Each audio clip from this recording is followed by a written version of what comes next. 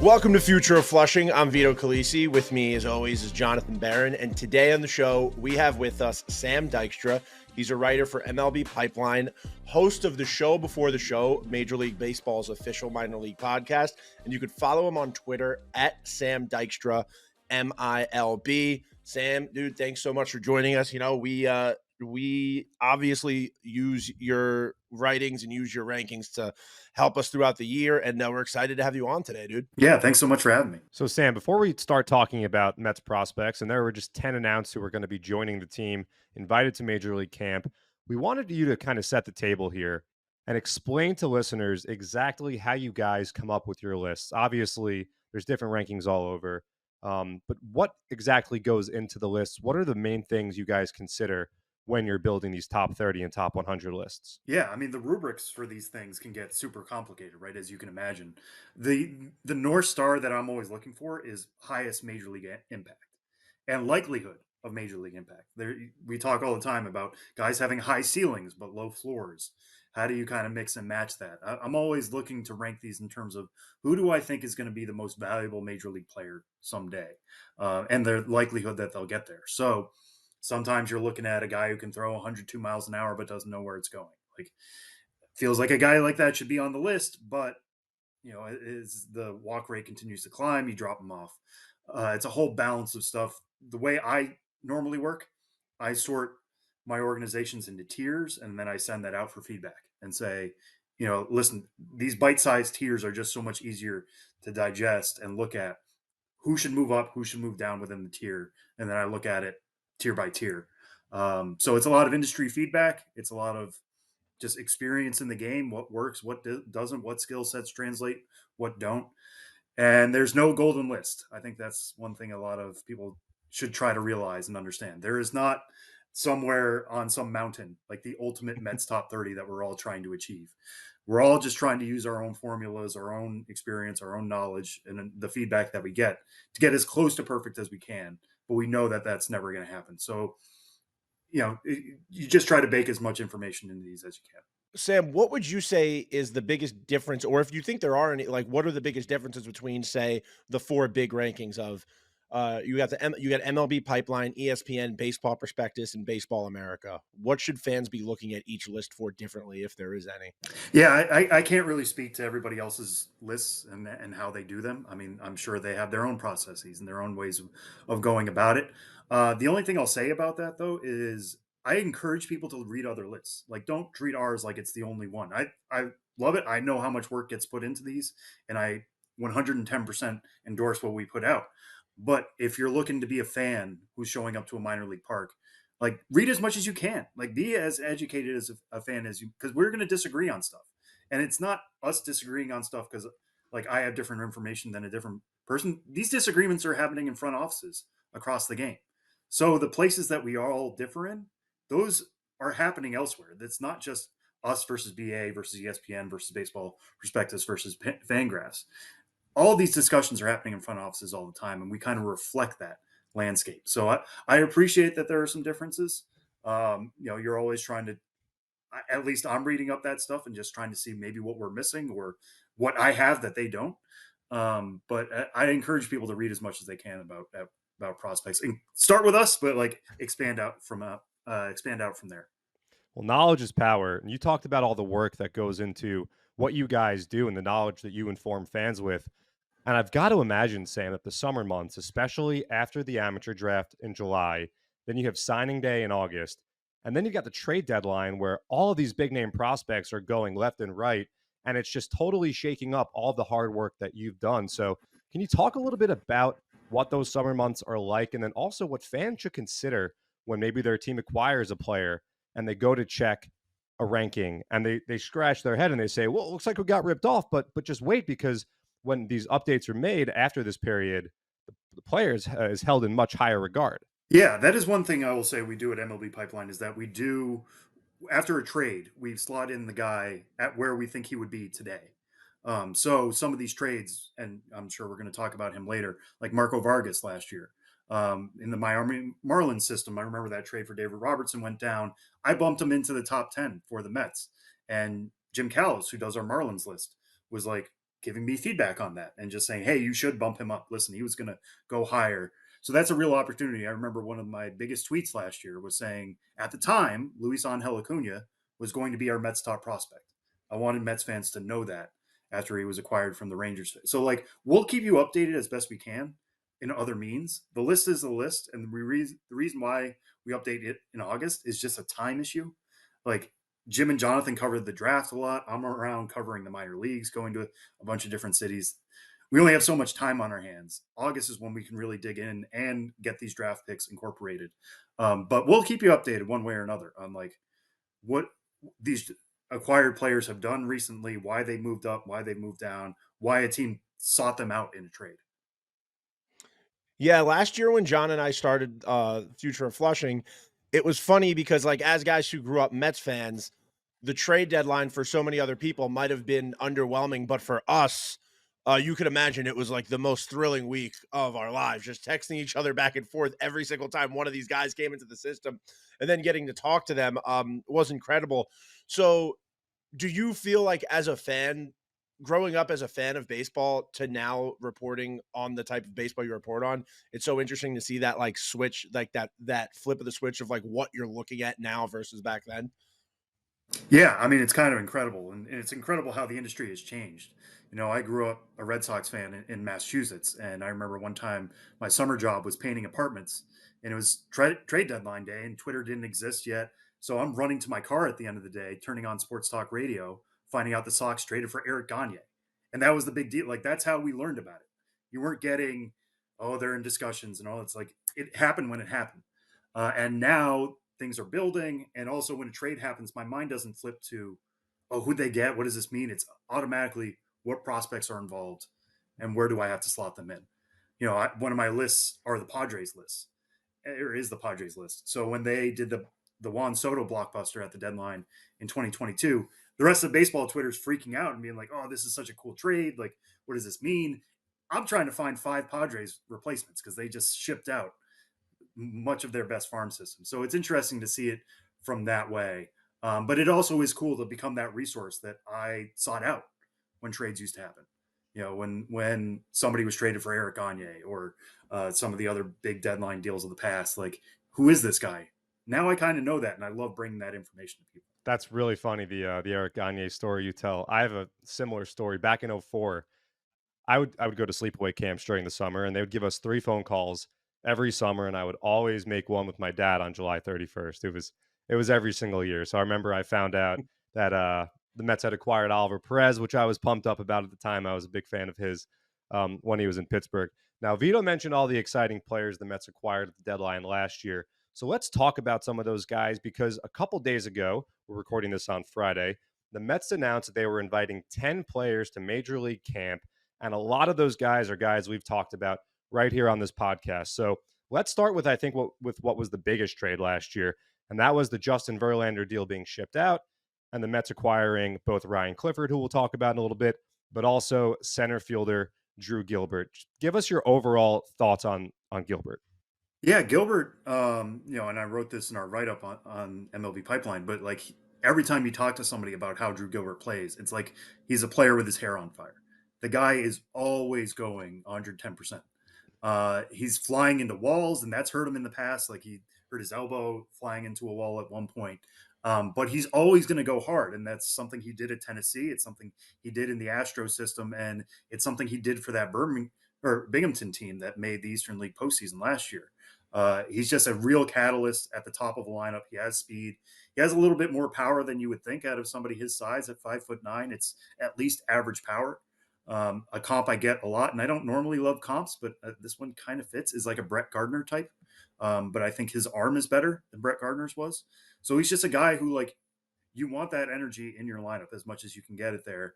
He's been pretty consistent throughout his career. Maybe last year he dipped a little bit while he was dealing with an elbow, but also was DHing a bunch. And some people in the Astros system think the fact that he wasn't playing the field meant he was a little less engaged with the game. That's why his bat dipped. Once he got to the Mets, was playing again. He can play all 3 outfield spots. He's a pretty quality get. Another big one, you mentioned them before, Ronald Hernandez and Marco Vargas. What were your impressions of them coming into the system over here? I think Marco Vargas is a really exciting one in particular, just because what is the most difficult thing to do in baseball? It's hit. It's hit the baseball. You can be fast, you can be strong, you can do all of these things, you can throw really hard, but if you're going to be a career 185 hitter, you're never going to make the major leagues. What does Marco Vargas do really well? He controls the strike zone incredibly well. He takes his walks and he picks up hits. Looking at him last year, he had 53 walks and 38 strikeouts last year between the Mets and Marlins system. So it's already projecting, like, if he can take that approach moving forward, it could be at least a plus bet. The question with Vargas is he going to hit for power? He only had 2 homers last year, had a couple doubles, but not a great slugging percentage. It began with a 3. And, he might be a little too passive in terms of when he's willing to swing. There might be some hittable pitches that he's sitting back on because he'd rather work the count, which is great. But hey, if you can smack a ball for a double, like, take that opportunity if it's 1-0. So that's some things we're going to be following with him. But the fact that he has such a great hit tool already, and it might be the best in the Mets system right now, that's a great start, and that's a good get again for a reliever last year. Another guy the Mets acquired, you mentioned him a little bit ago. He wasn't invited to Major League camp with this group. That's because he's on the 40-man roster. Mets fans can still expect him to see him there and see him there plenty. And that's, of course, Luis Angel Acuna, who you mentioned right after the trade. You put him at the very top of the Mets prospect list. So what excites you so much about Luis Angel? Yeah, I mean, Luis Angel, he's now down to number 3 in our list, but he's still number 66 on the top 100 list. If you watch him swing, it looks a lot like Ronald Acuna Jr. Like, it's just a smaller package. He's 5'8". So there's some question about how the power is going to play, but it's a above average hit tool overall. I think he can have some good exit velocities. He just needs to lift a little bit better. Plus run tool. He's played a lot of shortstop in the Rangers and Mets systems, but I think if you move him over to second base, which, listen, he's in the shadow of Francisco Lindor now, he's probably going to have to play second base. He could be a plus defender at second. So the power might not even matter. He might be good at everything else, that he's going to be a valuable player, and that's up the middle. So that's, at a spot that it's not always easy to get plus hitters with good speed.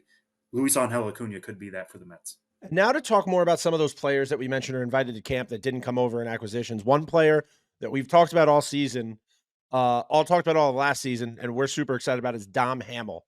Obviously had a great year last year, started the season in spring training in an inter-squad game, got to go to the World Baseball Classic with Puerto Rico, and had one of the best strikeout to walk ratios in the Eastern League. But what are your overall impressions of Dom Hamel?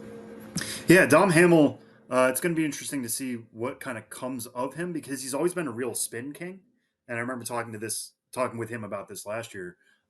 He's somebody who can push 3,000 RPMs on that slider, which automatically makes you kind of perk up and be like, okay, so that's a really good pitch. The fastball is going to be about above average. The control is kind of right on that line. It's going to be interesting this year for him. You mentioned spending all of last year at AA Binghamton, and he was pretty solid there. I wish he would have gotten a chance at AAA Syracuse to see how the control would have played there. I think this is the year where we kind of decide whether he's going to be a starter or a reliever. But he feels like he's definitely going to be a major leaguer one way or the other. I'm really excited to see how that breaking ball can play against AAA batters this year and potentially major leaguers by the time the year is out. Yeah, Dom was really dominant down the stretch last year for the Rumble Ponies. And you mentioned the control. He had one of the best strikeout rate minus walk rates in the Eastern League. So good chance he'll have a new challenge ahead of him this year in AAA. We'll see if Dom can find his way to the majors as early as 2024.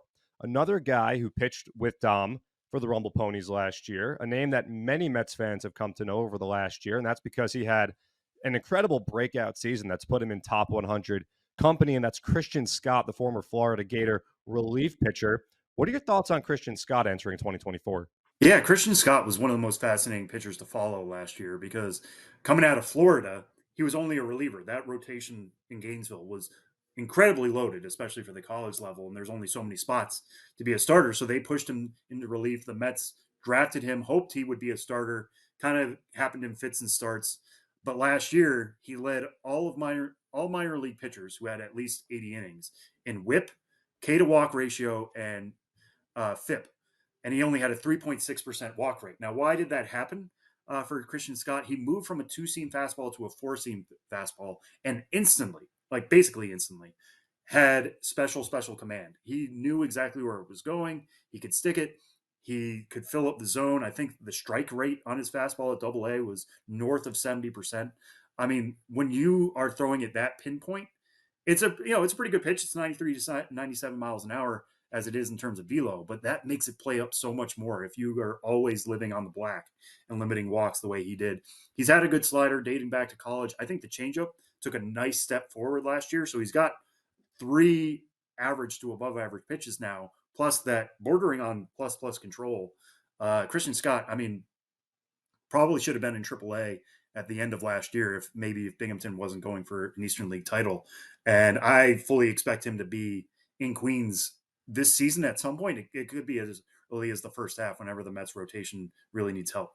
Yeah, Christian Scott was just phenomenal to watch all of last year. And it really was exciting to see his fastball just put in comparison with the best prospects in baseball this year among a lot of writers I follow on Twitter. I think the last starter we wanted to talk to you about was a guy John and I have grown really fond of, just even on a player level and on a personal level. That's Mike Vassel. I think the only guy on this list who did get to end their season in AAA. Started in AA, was doing really well. Got to AAA, was a little bit rocky at first, but he seemed to figure it out towards the end of the year. Pitched that one hitter where we were following along all night. We were really hoping he was going to be able to close it out. Unfortunately, he didn't. But what are your overall impressions of Vassel? Yeah, when I was doing the midseason list last year, one of the big pieces of feedback I got is Vassel is the Mets' top pitching prospect now. Now it's going to change when we update things now, just because I think Christian Scott has passed him and Vassel was inconsistent at AAA. But I think one thing that's important to remember about AAA, it was dealing with the automated ball strike system. And a lot of guys kind of suffered because of that. It's a zone that you're figuring out. There are different rules half the week versus the other half. Sometimes it's all ABS, sometimes it's challenge system. So the differences in AAA and AA are noticeable. So looking at Mike Vassel and thinking he fell off a cliff, that's just not what happened. The fastball is pretty good. It's about above average. Curveball and slider could be above average pitches as well. He tends to fill up the zone.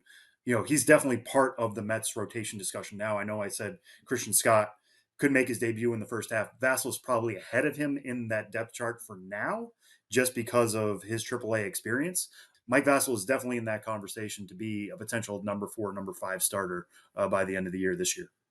What you mentioned about the different rules, that's such important context. You talk to people that follow AAA baseball, that are involved in AAA baseball, and everyone mentions that the number one, having different rules on different days of the week is such a massive, or has such a massive effect on guys and their how they attack, with ABS or no ABS.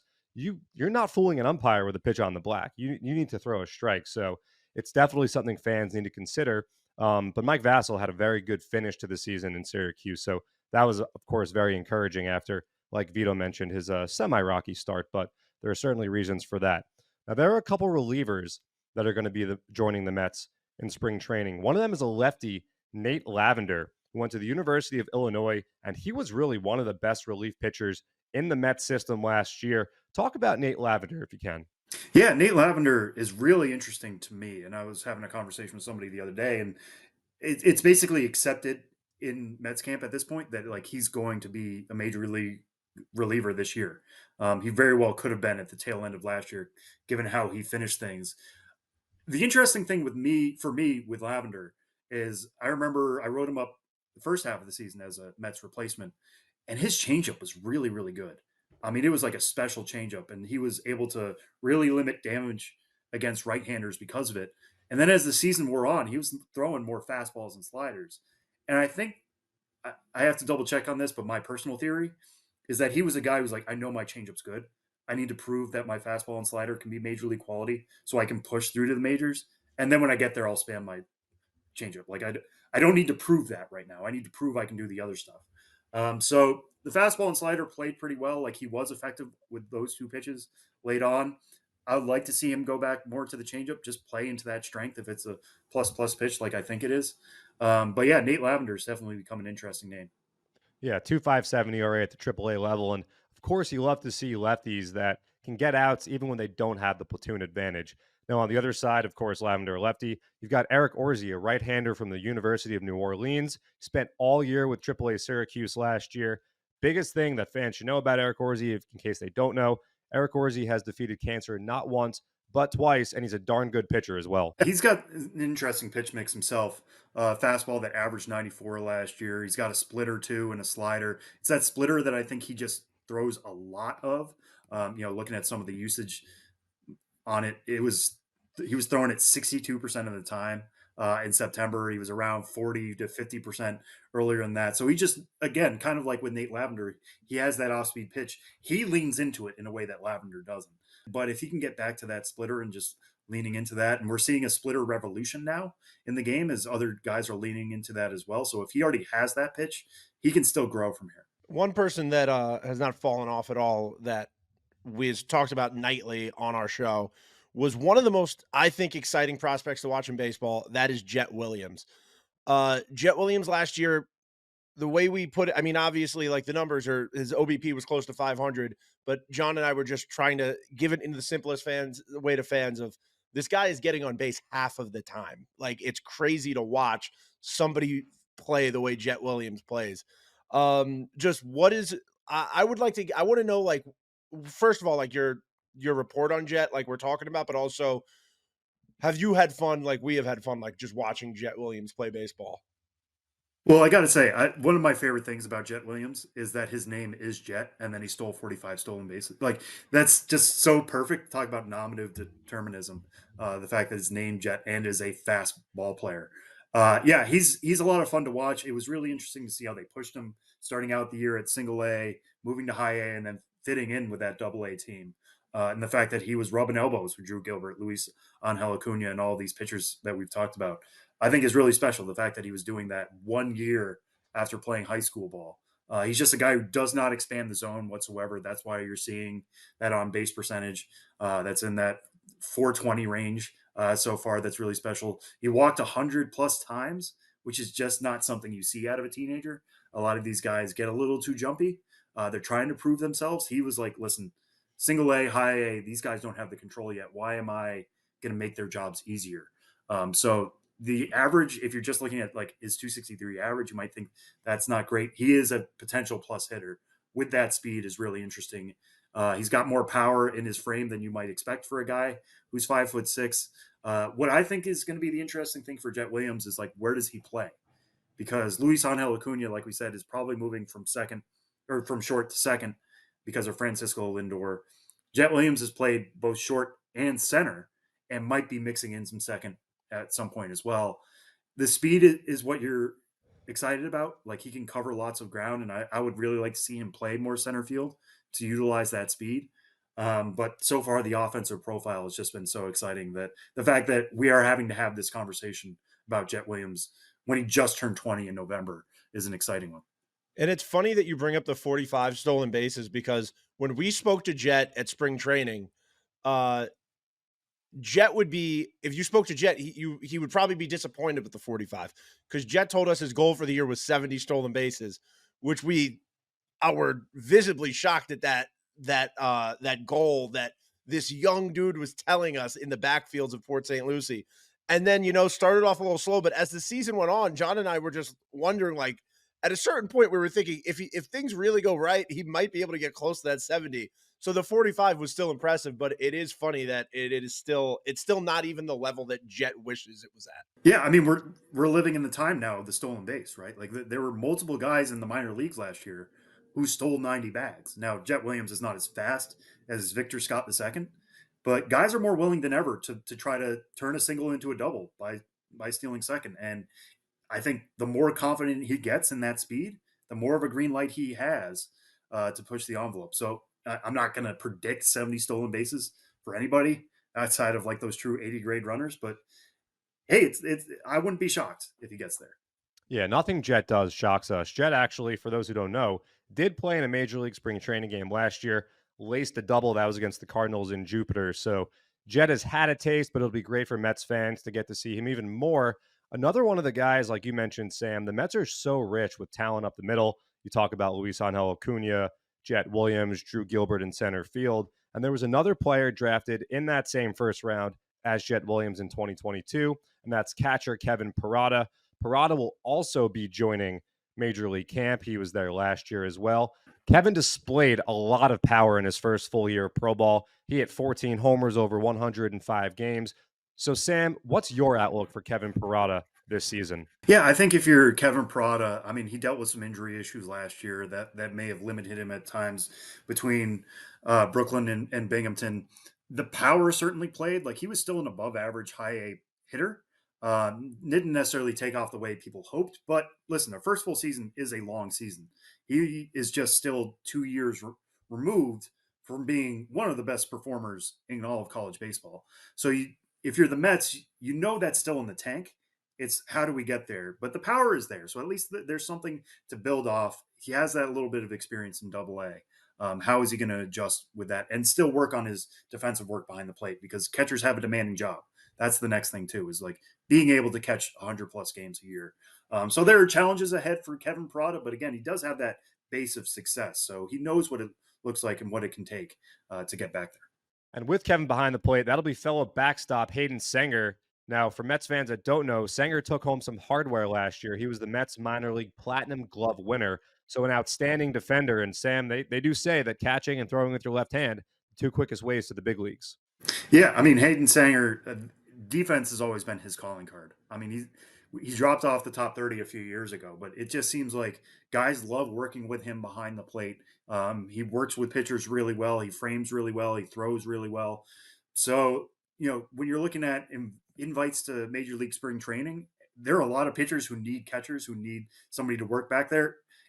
Hayden Sanger is going to make that so easy on anybody from any level, whether it's like a Nate Lavender or a Dominic Hamel or guys who haven't seen the majors yet, or some of these more experienced major league veterans. They're going to love throwing to a guy like that who knows what he's doing back there. And Hayden Sanger's certainly one of them. Now, before we get out of here, I noticed you're wearing a Barron shirt. And we talked about this before the podcast. You're not wearing it for John Barron. You're wearing it because you've just amassed such a collection of minor league memorabilia. John and I love talking to guys like, what is your favorite minor league ballpark you've been to? And do you have any favorite like in-game moments from any of these games you've been to?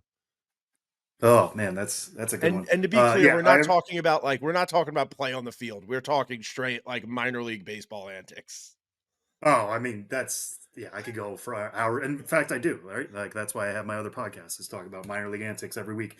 But yeah, this is actually a Barron's shirt, but it's the one that Michael Jordan wore. So it's got his number on it. That's why. Michael Jordan put us Barons on the map there, Sam. My favorite minor league stadium. That's a tough one, and I get asked it a lot.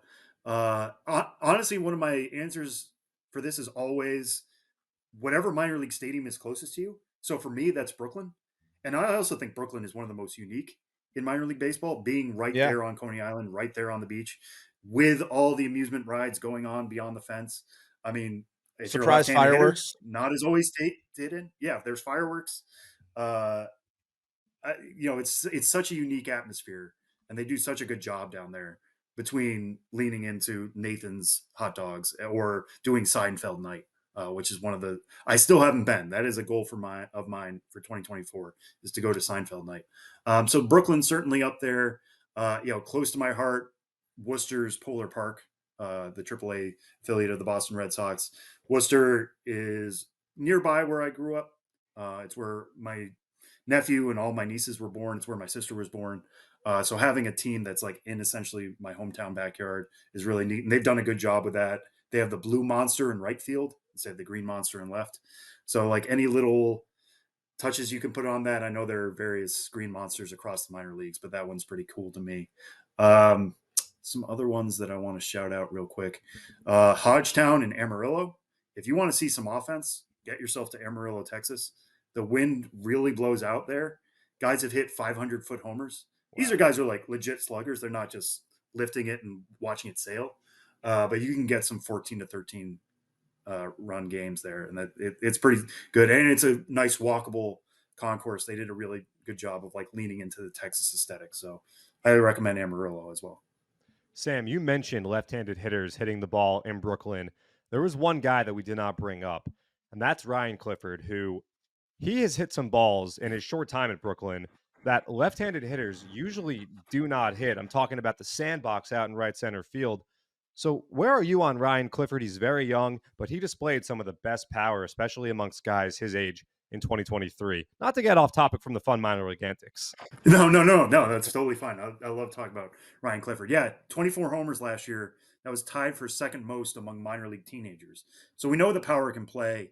It was interesting for him going from Asheville in the Astros system, which is an absolute launching pad akin to Amarillo, to Brooklyn, which is a pitcher's paradise, and having to see him adjust to that.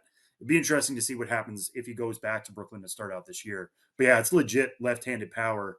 I know there were some people out there who actually preferred him to Drew Gilbert in the Justin Verlander trade because of that power. Clifford has an obvious power advantage over Gilbert, and he is younger, so there's like a longer developmental path there.